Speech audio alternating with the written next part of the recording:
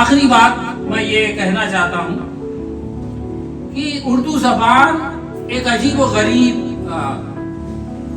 کیفیت میں مبتلا ہے. ایک طرف تو اردو کی ترویج ہو رہی ہے.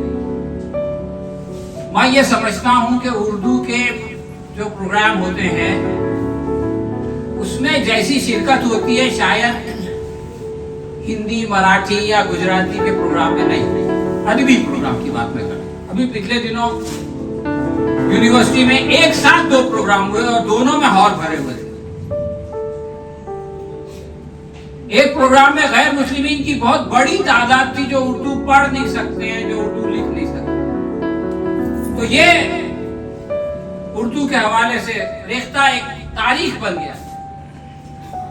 لیکن جو دوسرا پہلو ہے جس سے کہ جو مجھ کو فکر مند کرتا ہے وہ یہ ہے کہ اردو ایک تفریح کی زبان ہے. یعنی یہ کہ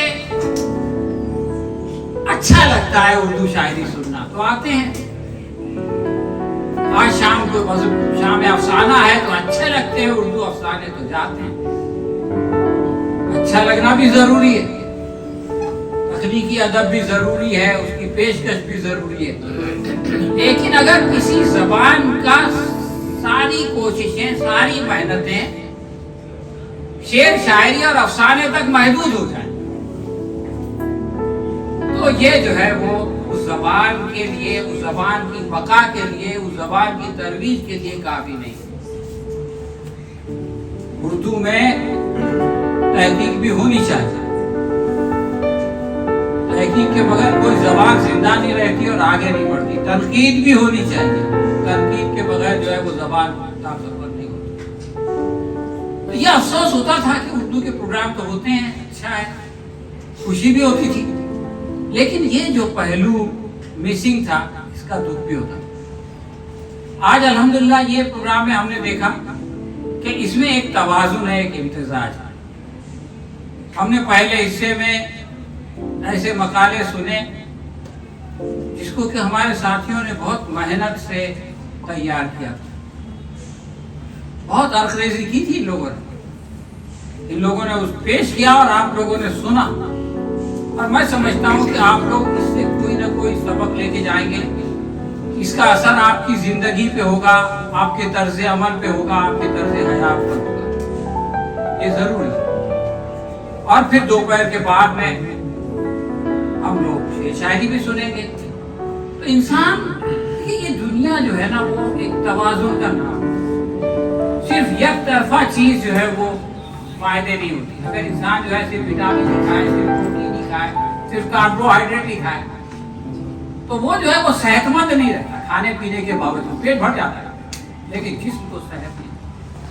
اسی طرح سے زبان کی صحت کے لیے ضروری ہے کہ وہ سارے عوامل اس کے اندر شامل ہوں جو اس زبان کو صحت مند بناتے ہیں. تو میں سمجھتا ہوں، میں اس کے لیے مبارکباد دیتا ہوں